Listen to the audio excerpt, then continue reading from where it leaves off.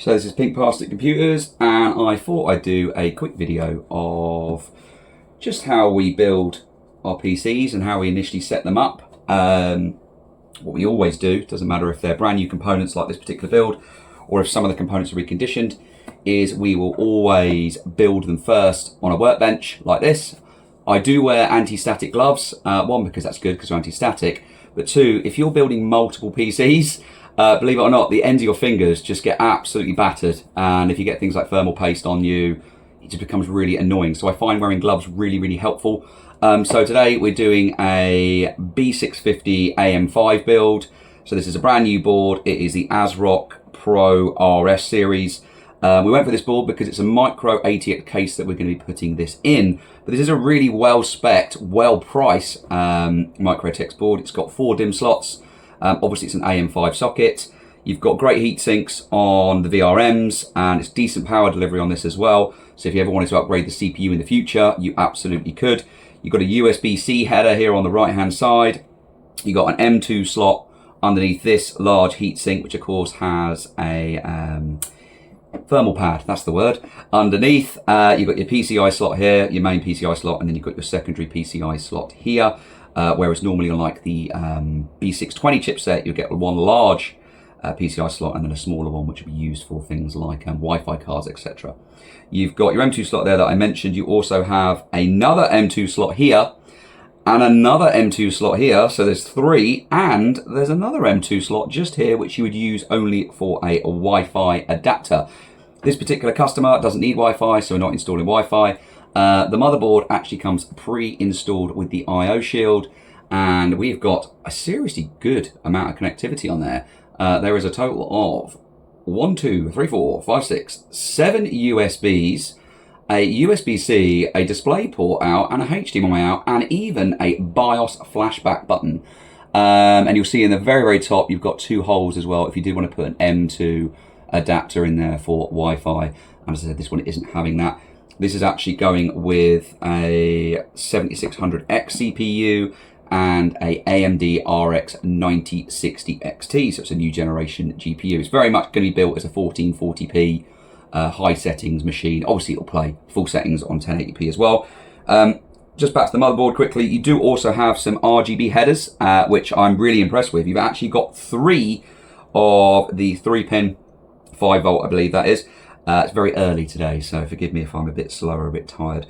So you've got 3 here, you've got two down on the bottom left, which is very handy for running the cables from the bottom of the case, but you've also got one in the top right hand corner by the DIMM slots, and you've even got an old 4-pin as well. So depending on your case or setup, you may even have some of the old RGB rather than the addressable 5V 3 pins. But yeah, we'll crack on with the build. So we've got a lot of components to open. So the first thing obviously we're going to install is going to be the CPU. So we open up our CPU slot, and of course with this being an AM5 as opposed to an AM4, all the pins are on the socket, not on the actual CPU. So it looks far more like a, I hate to say it, but it looks a bit more like an Intel socket now from the old LGAs, etc. So be very careful not to damage this, because obviously this is one of the most expensive components and the most important component, because without a motherboard you haven't got a PC. But the CPU itself doesn't have any pins on it anymore, whereas with the old AM4s, all the pins were always on the CPU. So if you're ever buying a reconditioned AM4, then always be careful to make sure that the pins are fine. But now if you're buying a reconditioned AM5 board, make sure all the pins are fine on the socket, otherwise you're going to have real problems. So we'll just place that in gently. You can't go wrong. There is a gold triangle in the top left-hand corner, and there is a triangle on the socket in the top left-hand corner. So I always have the board this way round. This is the way it would go into a PC. So I/O shield, top left, DIMM slots, top right. Drop that in there. Be very careful. And that is in the socket. Then what you're going to do is close your cover. If it's a brand new board, you will always have a cover pre-installed in these little plastic socket protectors. But what you're going to do is leave that on. When you go to close it, now AM5s are really tight. When you go to close it, you might be a bit scared of this if you've never built a PC before. It'll ping off that cover, but don't worry, it won't break. And then just get that lever underneath on the right-hand side, and there's your cover. And your CPU is installed. That, believe it or not, guys, that is probably the scariest part of building a PC, if you've never built one before, because of course you don't want to mess those two components up. Your CPU and your motherboard are almost certainly two of your most expensive parts, apart from obviously your GPU, depending on what you're going for.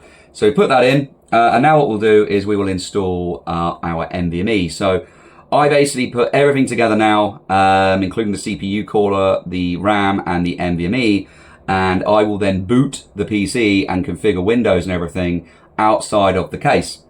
And the reason why I do that is you don't want to build a whole PC, cable manage everything, install countless fans and RGB devices for it then not to boot, because then you're having to reverse engineer and you don't know if it's the major components or if it's something else that you've added, like an RGB controller or something like that. Also, a good investment is something like this. I use a particular one. It's made by Canary. This is a great little knife. It wouldn't cut you, but it's got serrated edges and it's perfect for cutting cardboard, opening boxes. I get a lot of boxes, but of course opening all these packages like this SSD and cutting a bit of tape. Now, Pink Parsnip Computers, we will try and reuse packaging if we can, because honestly, building PCs, you will not believe how much cardboard that you get. The one thing I would also emphasize, which is quite good, is many of our distributors that we buy hardware from, brand new hardware, whether that be UK based or based abroad, is they also do seem to reuse packaging, because we notice that when we order many components, like for example this set that we've got in front of us now, they will come in a large box, but that large box will be, for example, what they would have bought maybe 10 or 12 power supplies in. And we do the same. You know, we send the PC cases out in their original PC case box, but we also use bubble wrap and things from orders from other suppliers if we can, just to obviously do that, just to reduce waste. So you're going to need a few screwdrivers when you're building a PC like this. I would always recommend to have quite a long Phillips screwdriver, which you'll use for things like your motherboard screws, power supply screws, etc. like that. But you're also going to need quite a small screwdriver like this for your M2 slot. But they're just really handy. I actually just use this Bosch kit. It's got lots of different pieces in there. And I also use, not because I'm lazy, just because it does honestly make a massive difference, I actually use one of these, which is a little power screwdriver, and I use that for things like the case fans screws, because if you're fitting like up sometimes 8 fans, believe it or not, that actually takes its time putting in those big screws. So anyway, we've done that. Now what we're going to do is remove the heatsink off the NVMe socket. I really like these ASRock boards. I know they've had a bit of a bad rap actually recently, some of them, because I think they weren't doing very well with the X3D CPUs. In fact, some of them were overheating. That's all been fixed now, by the way, by a BIOS update, and obviously every single board that they bring out now has that newer BIOS. But this isn't an X3D, this is a 7600X going in. So the customer will have absolutely zero problems. It'll work straight away. As you can see with these kind of boards and these newer ones, you're going to have a little thermal pad pre-installed on the M2 heatsink. So when you put your NVMe in, take that plastic off, otherwise you're actually going to have worse thermals, and that's actually not a good thing to do. So we'll put the NVMe adapter in. And the only thing with wearing gloves is it makes it quite hard sometimes to get things out of plastic bags. Now, we generally use Kingston NVMe's or AddData. Now, the AddData Legend, which is a Gen 4, does actually come with its little own heatsink anyway with a thermal pad, but I'm not going to use that because the heatsink that obviously comes with the board has one with it, so I'm not going to double up or anything and make it too thick, because that actually, again, wouldn't be very good for thermals. When you're fitting an NVMe, you'll know there's only one way that this will go in, so just make sure you carefully line up the slots. If you are fitting an M2 connection, it will have 2 little slots, but it will still go into the same socket. So push that in, so it's definitely in. Don't be aggressive or anything with it, and it will spring up. No matter what board or NVMe thing, it will always have a spring on it. So if you don't have a heatsink, which a lot of lower spec boards like B450s, even some A320s actually have NVMe's on them, they won't have a heatsink built in, but you always will need to use a screw. And M2 screws tiny little things, so they do have a habit of going missing. However, I do have a very handy Draper storage container compartment, I don't know what you'd call it actually, which has got about 30 drawers, and I have got all of my screws organized into PSU, motherboard screws, M2 screws, you name it. I've got hundreds of the things, because you always find when you do a lot of builds, you end up with spares. Some customers want those spare screws, some customers just simply aren't interested whatsoever. I generally, if I can, will try and keep the screw pack that comes with the case together and use existing ones that I've already got, so that when I send out a PC, it comes with all the original screws. So that's the M2 NVMe in, assuming I've lined that screw up. And also any screwdriver you can get where you can just twist rather than having to do the full wrist action, that does also help. So we've installed our NVMe. We've got our CPU in. We haven't put thermal paste on it. I'm just going to get a bin because I'm going to get lots of little packs here.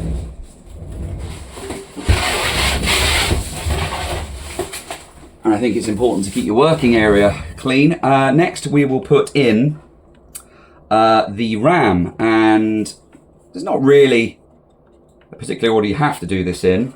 You can either do the cooler next, or you could do the RAM. I'm deciding to do the RAM, and the reason why is sometimes with these 4 DIMM slots, the cooler, certainly the cooler fan, will actually go over the RAM. So if you fit the cooler first with the fan installed, you might not be able to get any RAM in this first slot. Now, if you've got 4 DIMM slots like this, I would say, I don't know if it's 100% of the time, I think it probably is. I don't know, I've come across a board that isn't. You actually use slot 2 and slot 4 first. So you should be okay, but I just find it easier to put the RAM in first. This particular customer has gone for some T-Force Vulcan DDR5. Now, T-Force is a brand that we sell a lot of. It's not so big in the UK, but it is huge in China, and you've got to bear in mind that market is enormous. And I think this comes with a lifetime warranty. It supports XMP3. It's amazing performance RAM for the money, to be honest. It's usually about 20% less, I would say, than, say, a Corsair, which are obviously very well thought of. But the CL time is normally faster, and you get really good RAM timings as well. And I've been so impressed with the performance of it. And this they do it in RGB as well. They do it in red, they do it in black, they do it in grey, they do it in white. This customer has gone for just plain black with no RGB. I think it's gonna be a really smart build. We've actually done a very, very similar build to this last week. I think the customer saw it and then decided that he wanted to go for it. We've changed a couple of components. The main component we changed actually is the power supply. When you're installing RAM, nearly all RAM has a sticker on the back. So it's actually a really good prompt. When you go to install it, just keep the sticker to the left towards the CPU. If you do it that way, you're always going to have the RAM the right way around. And obviously what you want to do is make sure it is the right way around, because DDR4 won't fit in a DDR5 board and vice versa. So just make sure it is lined up. But generally, rule of thumb, if that sticker is facing towards the CPU, you're going to be all good. So we'll slot that into DIMM slot number 2. Well, they actually call it A2, because it's A1, A2, B1, B2, because we're going to run this in dual channel, which with a Ryzen CPU is always important. Dual channel is the way to go. I've seen a lot of setups before where people aren't running their RAM in dual channel, and they've got more RAM, but they're running it at a slower speed. And it's like, well, why have you gone for more RAM? You'd be better off just having 2 sticks of faster RAM. And then you point that out to them and they change it over for them, and they realize that you are correct.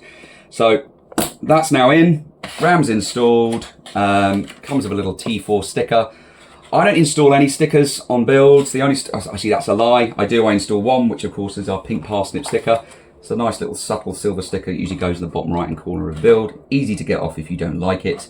But the rest of the stickers, things like the Ryzen sticker, the T4 sticker, if there's other manufacturers like the cooler you've gone for has got a particular sticker, I don't install them. I will provide them in a little jiffy bag, which will also contain your power supply lead, your Wi-Fi adapter if you've got one of those, and normally some sweets I put in there as well, just as a thank you. And then on the top of your PC, you'll also get a thank you letter with like a quick start guide, and on that quick start guide there'll also be a QR code for you to scan, and that will allow you to watch a video of the quick start guide. And there's also a QR code on there as well to obviously leave feedback on Pink Parsnip Computers. So the cooler that we've gone for on this particular build is a Vida cooler. Now Vida is a manufacturer that not many people have actually heard of. I think they're really going to become quite big in the UK over the next few years. We buy these from one of the largest distributors in the UK, and they're very good value. But most important, they're proved incredibly reliable. We buy a lot of their coolers because they're very good value, which allows us to offer very good prices. And we buy a lot of their power supplies. And their power supplies, the ones we always supply, are 80 plus bronze rated as a minimum. This particular one is an 80 plus gold rated. And the power supply, you'll see it in a minute. The great thing about that, it even has a built-in dust shield, which I think for the money is absolutely fantastic. This particular cooler, by the way, comes with 2 fans. One is an RGB fan, so it's just a white bladed, black surrounded RGB fan. It's a 120mm standard fan, and it also comes with a completely black 120mm fan. Now you don't need to fit both, in fact I don't fit both, but it gives you that option to choose whether you want to go for that full RGB look or whether you want to have a completely blackout look, which again, I think is fantastic value for money, and it's so far the only fan that I've ever purchased that comes like that. So first thing we need to do with this particular one, and I've done this cooler a lot, but you will still see me referencing the instructions, because what we need to do is take these standard AM5 brackets off. These are identical to the AM4 brackets, although the socket's different, the surroundings. So if you've got an AM4 cooler, it will fit this, and the normal standard Wraith cooler, they call it, will just clip onto these, or sometimes you have to take this off and you have to then screw into these holes. This particular cooler, you need to take these standard ones off. So what I will do is I'll use my electric screwdriver for this. This does have power settings. I've got it on the lowest setting, and I will just get these screws out. This reminds me actually, about a few weeks back, we had someone call us up because he was trying to do his own build. And one of the things he was desperately after is he bought himself a cooler, and the cooler did require these standoffs, these standard standoffs, and he didn't have any. And if you go on the likes of Amazon or eBay or whatever, people charge like £5–6.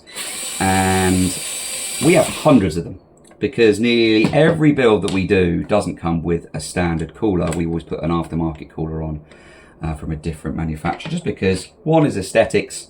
I think aesthetically, that I just think they look better than just a bog standard Wraith cooler on an AM4 build, but also performance. You know, they are better performance, and for the sake of maybe £20 upwards, your CPU is obviously probably the most important component within your build. It makes sense to spend a bit of money on a cooler. Obviously, they start at like £20. You can go upwards. You know, you can go for an AIO, you can go for a twin fan tower cooler, and it's always, you know, it's always important to check out, and I think it's on this box, it should say it somewhere. Let me have a little look. I'm sure it does. I'm looking for the TPM. It doesn't actually say it, but I believe it's 200 watts. It was easy coat for this, and it does always tell you on the side of most coolers airflow figures and all those kind of stuff as well. But these are listed on our website. I'll obviously check them out on Vida themselves. So we've taken that off. There is a back plate which is pre-installed on the motherboard. If you lay it flat, I've got it on the actual motherboard box, that won't come out when you're screwing the cooler in. And if we go back into this box, let's have a look what little goodies Vida send you. So they obviously send us 2 fans, cooler itself. They do them in white and black, by the way, this cooler. And you get an absolute myriad of bits. Now, the reason why you get so many bits is because this doesn't just fit AM4 and AM5 sockets, it obviously also fits LGA, 151, 150, 1700, 1200, all of them. So you've got some universal adapters in there. And it also comes with some handy fan clips.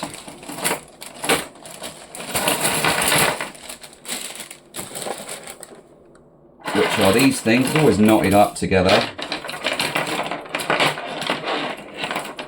Let's unknot them so you can see what I'm talking about. So these are little fan clips that you use to clip onto the back of the tower of the cooler, and actually you can even use these on a standard, most standard 120mm fan. So if you really want to match the style of your whole case, if you haven't got Vida case fans and you've gone for a different manufacturer and you've got, like, I don't know, Corsair fans or something like that, you could always buy an extra 120mm fan and clip it to the front of the cooler and have it matching in. You also get a little thermal paste. I will not be using this thermal paste. I haven't used it. I can't imagine it being bad at all. And this is only a 7600X CPU, so you could absolutely get away with this, but I don't use this. I will use a different thermal paste for this particular build. Just going to put that up though, because it's always handy to keep some thermal pastes around. Even if I don't use them, sometimes I'll have customers popping in for repairs or whatever, and they desperately want one. So first thing that we want to work out here is which bracket do we use for the build. Now, I'm normally a lot quicker than this, guys. So as I said, it is very early in the morning, and I'm also doing this video for you, so I don't want to rush it, and I want you guys to see. So the cooler itself needs to be mounted this way with Vida. Well, it's up to you.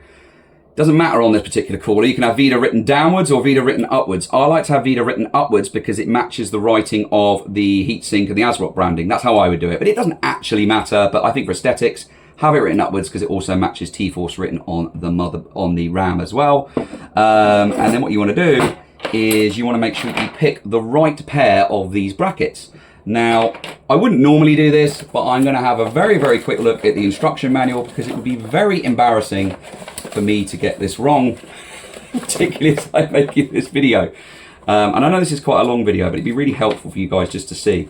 So within here, it obviously gives you instructions. So if you are using this, if you bought one of these from us or directly from Vida or whoever, and I'll put links to all these products and things in this video, just make sure you pick the right one. So it's clearly stating here that for the AMD socket, we use the straight brackets. We don't use anything with a bend on it. So I knew that already because this is about the 10th one of these that I fitted.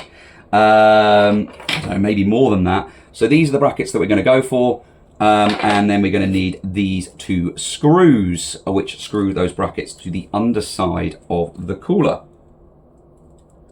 And again, it's annoying wearing gloves, but believe me, I had to build 6 PCs in 3 days last week, which may not sound a lot, but if you're cable managing a lot and you really want to make sure that they're built to the highest standard you possibly can, you don't want to rush these things. I think I had all sorts of cuts on me and all sorts from using zip ties and things, and it's just not worth it. So these are the brackets. This is the cooler. You rest the bracket on the top of the cooler like that. You'll see there's a little slot. I'll bring it up to the camera. And then you screw from underneath. Now the best thing to do is just make sure you got the right way around. Obviously that is the right way around, so that the screw heads are facing upwards, of course, because you've got to screw it into the motherboard. And before you screw it, you can always just make sure that you're not losing the plot, and that is definitely 100% the right way around. And it doesn't need to go, say for example, that way around. And if you're unsure at any point, stop, have a little think and a reference back and have a little look. But no, that to me is the right way around, and hopefully I don't get this the wrong way. So you've then got to, this is a bit fiddly. You need to hold that bracket up, get your little screw, and this is where actually a magnetic screwdriver is almost essential. Particularly when doing motherboard screws, I've noticed. So I have a third screwdriver that I use, which is just a standard manual screwdriver. And I like this one because things like screwing this, I don't want to damage or accidentally clip the plate of the cooler itself. But at the same point, I also don't want to over tighten. And it's the same when you're actually fitting the cooler to above the CPU. If you use like an automatic screwdriver, you obviously haven't got as much feel, and there is a potential risk that you might over tighten it. It's a slim chance now, to be fair, but it's just not worth it. I can tell I'm tired because I'm trying to line this up, but I've done this a lot. So I should be okay. So that is our cooler. I've put the mounting brackets on, as you can see. And that is going to go, as I said, with the Vida reading upwards. And if I'm not actually going to put it on yet, guys, just double check that the screws are all aligned. and I haven't put those brackets on the wrong way. Oh, that'd be embarrassing if I have. Well, there you go, guys. That is a live demonstration of how not to do it. And I might have to edit this video because that is just embarrassing. And the reason why I've done it wrong, and actually that's realistic, because not everyone gets it right. Even the pros get it wrong. No, I have done that right. No, I've definitely done it correct, guys. I've already had. All it is, I must be tired, is these screws, they're slightly flexible and bendy. So I'll notice that when I tighten it up. Now, so I have done it right. Sorry about that, little bit of a faux pas. So next thing is to fit the actual cooler. But most importantly, all coolers, brand new, come with a little tear-off sticker. Except for some, actually, it's not all coolers. The Wraith coolers, I think, come with pre-installed thermal paste. But as I said, I very rarely fit them. In fact, I've got about 30 of those lying around. So if anyone wants a Wraith cooler and they're living Woking in Surrey, give me a shout. Right, so I'm now going to get some thermal paste.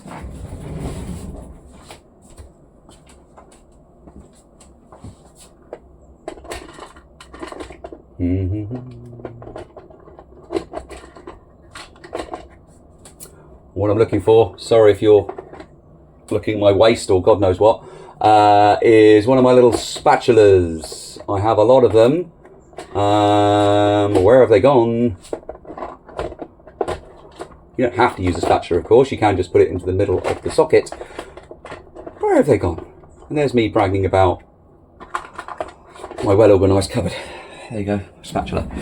So I actually use Arctic MX4 on pretty much all my builds. It's just a really good performing thermal paste. I buy it in larger tubes, as you can see from this tube, because I obviously do so many builds. And what I do is I put a nice big blob in the middle. You can, of course, just do that.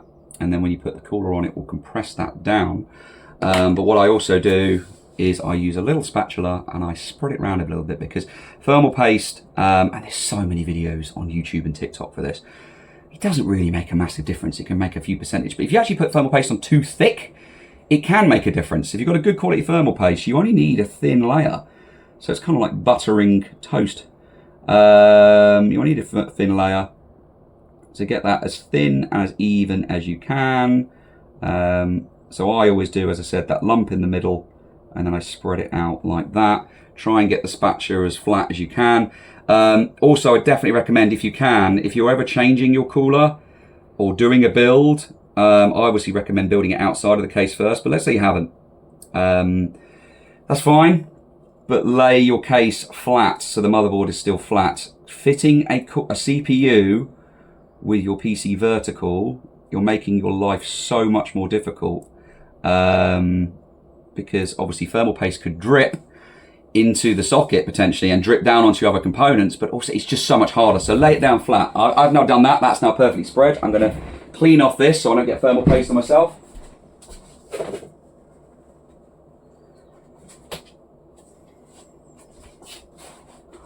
Always handy to have some alcohol wipes, or even just some tissues to hand when you are building a PC, because thermal paste is nasty stuff if you get it on you, and it's just a pain. So now we're ready to put the cooler on.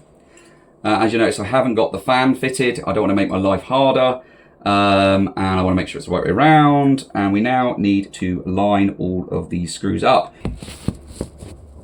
Sorry about that, guys. I had to pause for a second there because my front door went. It's having a delivery of this customer's case, actually. Right, so I've lined it all up. I haven't screwed the cooler in. I'm going to screw it in now. I've made sure that the logo for the cooler manufacturer, which is Vida, as I've mentioned a few times, is done. And then what I always do is just screw each one in slightly just to get it started. I go bottom right corner, top left corner,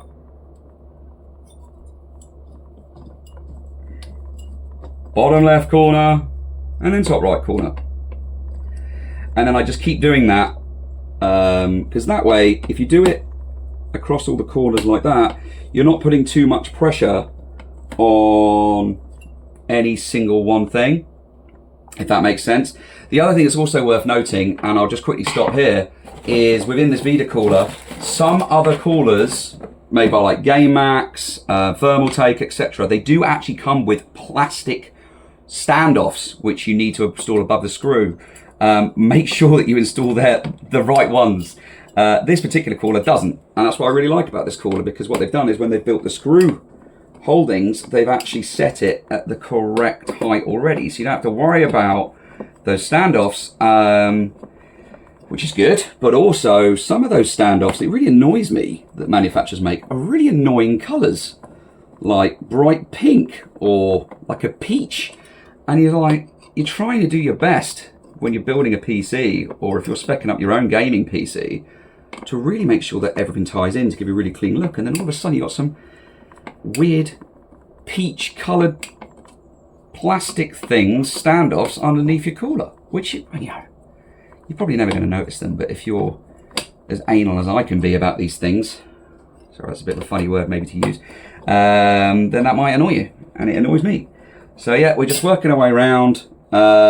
Careful not to knock the thin stack of the cooler, one because you don't want to bend anything, but also you don't want to mark, because some of these coolers, particularly white ones, they're just painted, and once you scratch that white paint, that's it, you're always going to have a mark there.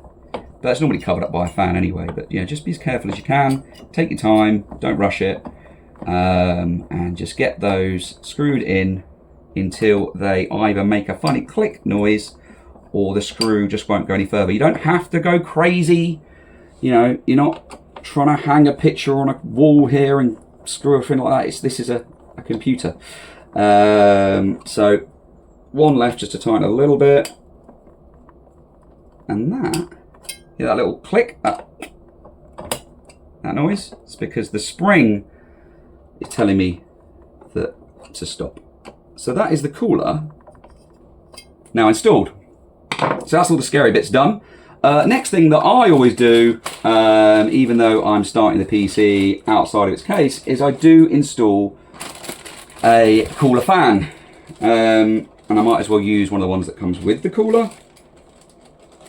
And the reason why I do that is, although it can be very tempting to build when you're building a PC, if you're doing it this way, to just turn it on and make sure it works, don't do that. Don't start up a CPU without a cooler fitted. Very bad idea. These things operate very hot. You've got to bear in mind that they're hitting like 70 degrees during gaming, with thermal paste on them and with a big tower cooler and a fan. So imagine how hot they get without that on top of them, and you could damage your CPU. So it's just not worth the risk, guys. And the times when that can be really tempting is if you're, for example, having to update a BIOS. If you've got an AM5, an AM4 build, and the client or you want to put in a higher spec CPU than what was originally in there, you almost certainly will need to update the BIOS. And what can happen is people just forget that they needed to do that, and they stick the new CPU in, and it won't work, of course. So next thing is to get these really fiddly, and you can see I'm struggling here, little fan clips on. So you need to put them with these shorter ones. They need to go into the rear fan holes, that's the word. Put it on there like that, and then just pull it back. And again, so much easier to do when the PC is not in a case. Really difficult to do when it's in a case. And then because this is an RGB fan, you've got two cables. One is, of course, a PWM header, which goes on this particular motherboard on one that's clearly labeled CPU fan. And then you've also got an RGB cable, which can either go to an RGB header, which we do have very near, so we'll probably do that just for the sake of this video, or would go into the rear and go into a RGB hub if you've got multiple RGB devices. This will eventually go into an RGB hub, I think, because this particular build's got 6 fans going in it, I believe, from memory.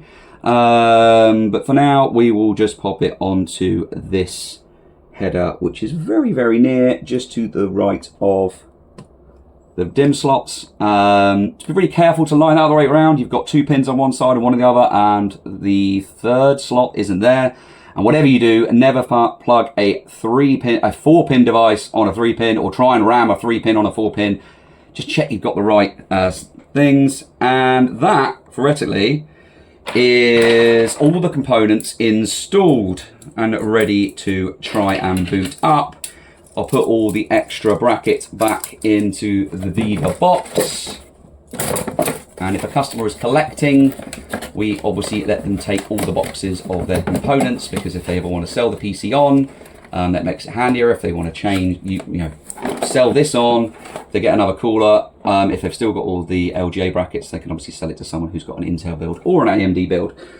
So that's that done. And the final thing that we need to do is the power supply.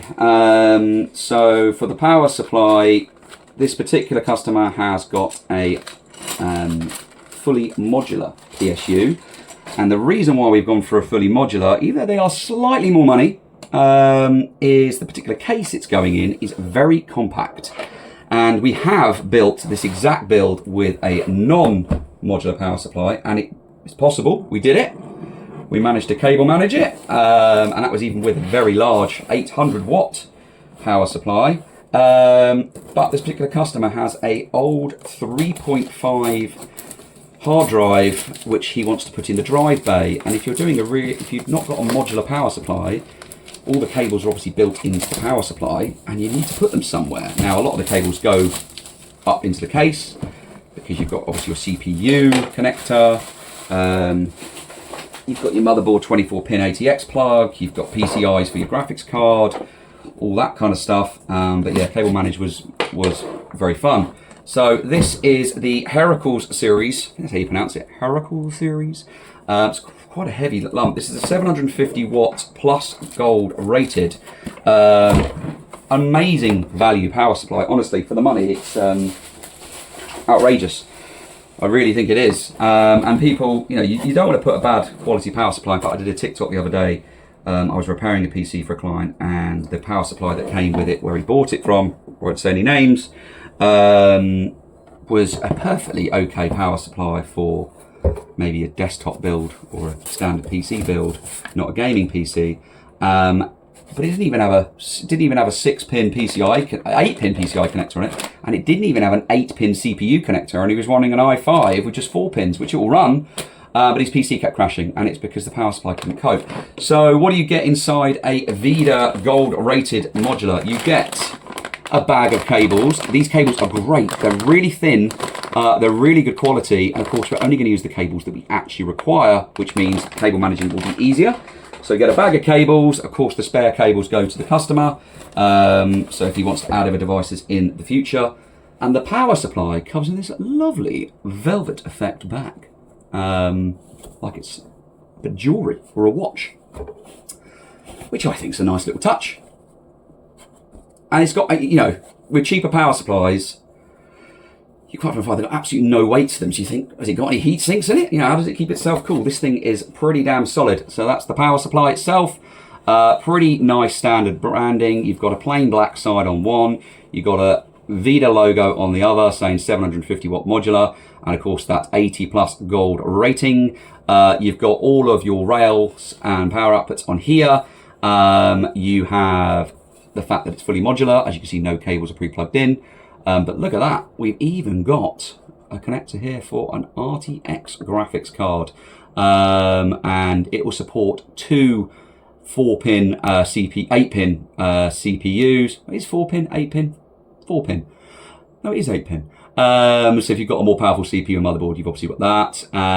It's got SATA connectors. They're fantastic. And it even comes with an integrated dust shield, which I think is great because you can access that from the back of the case, because most power supplies now are that way around when they're in the build, so they are facing downwards, and if you've got that on anywhere near a floor, don't put it on carpet. It's just going to suck cold air in, but also suck the carpet into here. So if you've got a dust shield, it's actually going to protect the power supply and also stop so much dust coming into your build. So you get the power supply itself, you get 4 power supply screws, and you get 4 zip ties. So that's what we've got. I think it's very nice that it comes in that bag. And all I'm going to do now is close this up. And I respect this is quite a long video, guys. And I'm normally quicker than this, but I'm just taking my time because I'm showing you effectively how to put together a PC, or at least the components of a PC. So now what we need to do is open up our bag of cables, and we're going to need a CPU one. We're not going to need a SATA. So that's the SATA, which you would put for SSDs and old hard drives. He will need one of these because he's got an old hard drive he wants to put into this build. This is a PCIe, which is your graphics card adapter. We are going to need one of those. We're only going to need one single 8-pin because it is a RX 9060 XT. It doesn't use a huge amount of power. And we're going to need a CPU lead, because obviously we need to power the CPU in the motherboard. So that's 2 cables we need. And we are also going to need, where is it? The big one. Our 24-pin ATX, which has been the same connector for decades. Which is helpful, to be honest. I hope they don't change it. People probably don't like that comment. They probably think they should because it's old now, but it'd be such a big change. So then we need to take all these little twisties, I call them. I don't know what the real name is. I actually keep a lot of these because I find them really handy for connecting all the cables in that, say for example, the hard drive bay, because you don't want to permanently zip tie them because it makes it hard for the customer to then get them out if they ever want to use one. If you use those twisties, they're easy to undo. So all we're doing now, this is the motherboard one. You can't really go wrong here, guys. It's clearly labeled on the back of a power supply. If you're not using the same one as this, they will be labeled. This particular one is actually divided into 2 plugs at the power supply end. It even says where they need to go, so it's pretty obvious. And plug that one into this slot. Plug this one into this slot until it clicks. And again, if it's the wrong one, it won't go in. Also, just a quick one, if you buy a used modular power supply, whatever you do, do not use cables from a different manufacturer on that power supply unless you know they are compatible, because they have different pin layouts inside them. So for example, if you were to use Corsair cables on a EVGA, you're running the risk of actually blowing up some components because they have different pin layouts. Obviously we are using a brand new power supply, so know the exact pin layout. That 24 pin then goes onto the 24 pin ATX slot on the right hand side. We're now going to connect our CPU. Now some people might think this is a bit mad because I'm going to have to undo all of this to put it into the case. But at least if I know I've done all this first and the computer posts and I can install Windows, I know for a fact that there's nothing wrong with the major components. And if it doesn't start up when it's in a case, then I know that it was down to something with the fans or my cable management. And touch wood, that doesn't often happen. So we've got, this is a CPU. And again, on the bottom, it says down here, 6+2 PCIe or 4+4 CPU. So that needs to go into one of those sockets. Don't try and ram it into any other sockets. These go the other way around. So I shall just slot that in.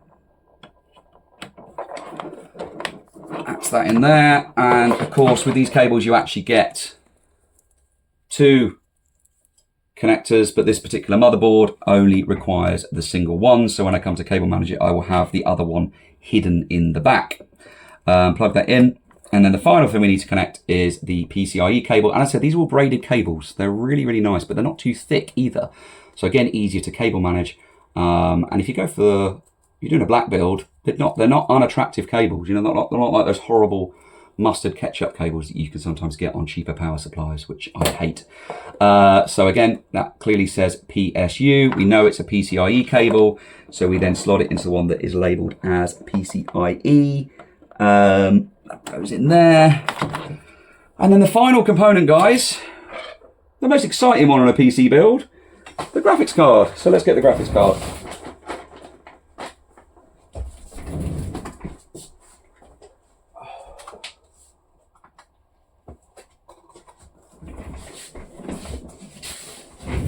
And here it is.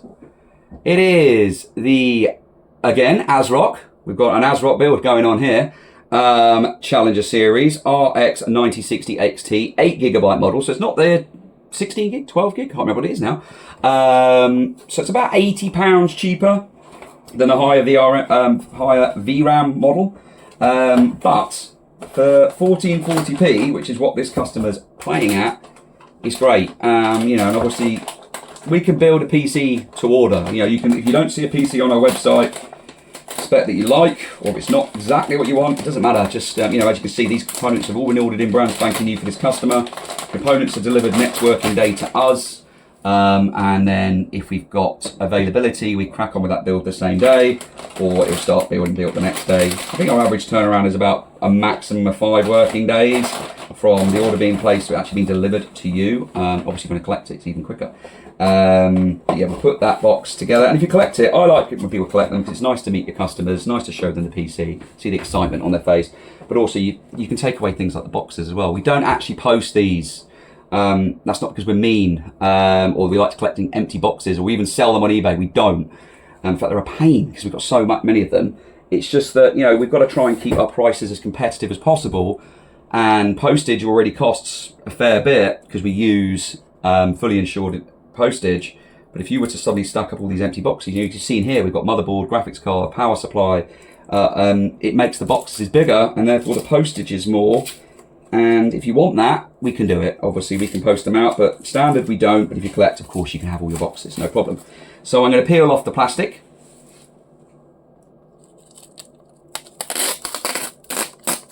Oh, I'm sorry, Mr. Customer. That's the only peel I do. I don't do the case one. Oh, actually, I tell a lie. I also peel the ones off the fans as well. Oh, there is another peel on this particular graphics card, and they even give you a little tab. Let's do this.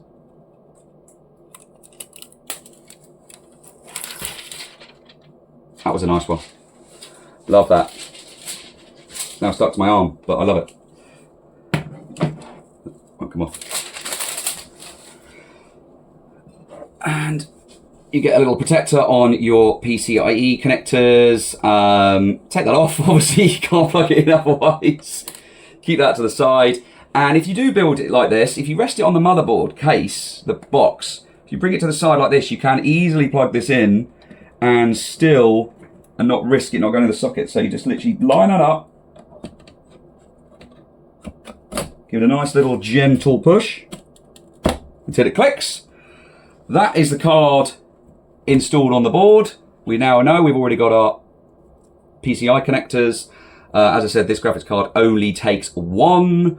In a build, I always use the first one, and I will then probably zip tie this so it keeps it neater.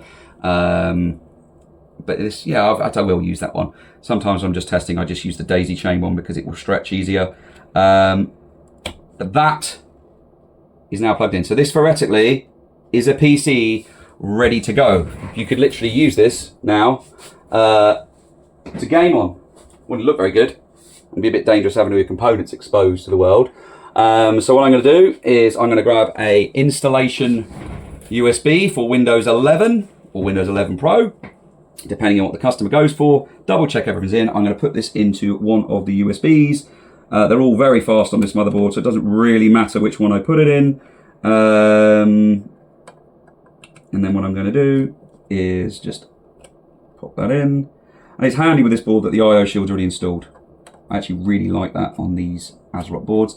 Then, because this is my build station, I have everything available to me just here. So I've got some wired keyboard and mouse.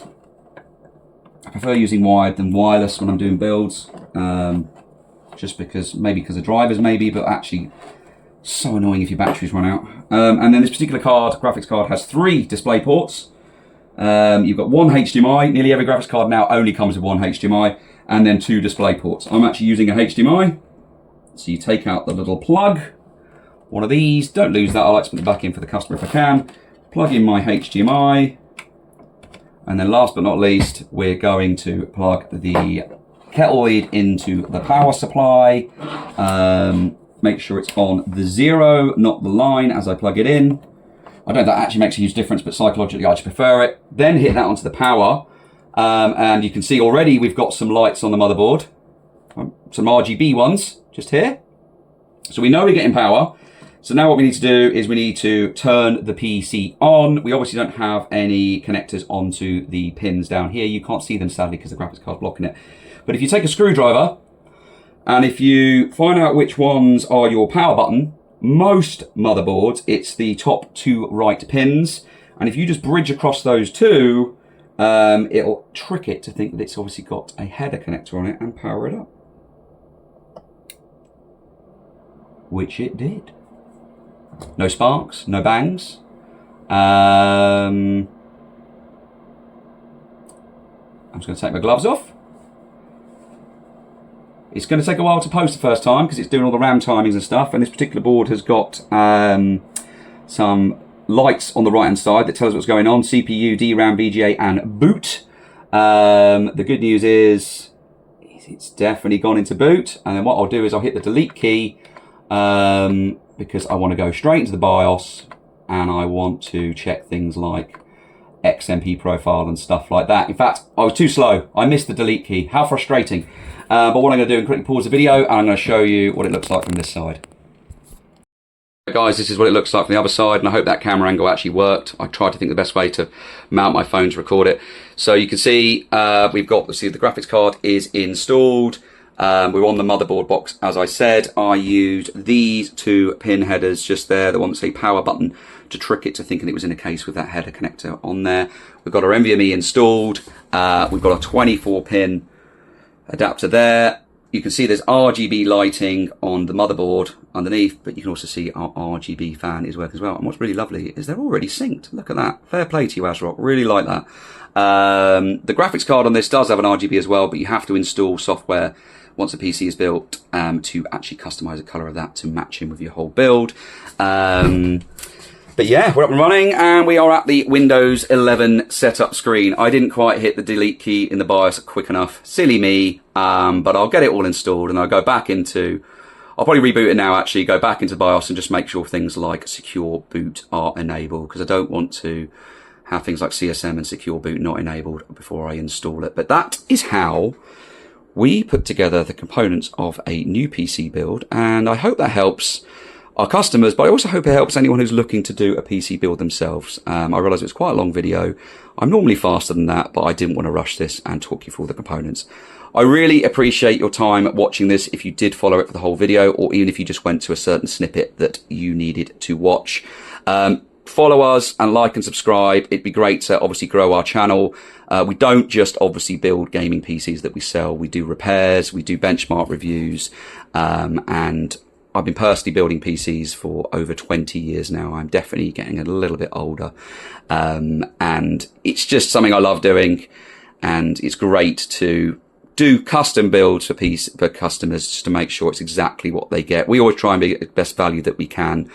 There's obviously might sometimes be some cheaper out there, but we do our best. As you can see, we really do take our time, we really do care, and we like to make sure that everything is configured correctly. I appreciate you watching this video, and I'd love to catch you in the next one. Cheers. Bye.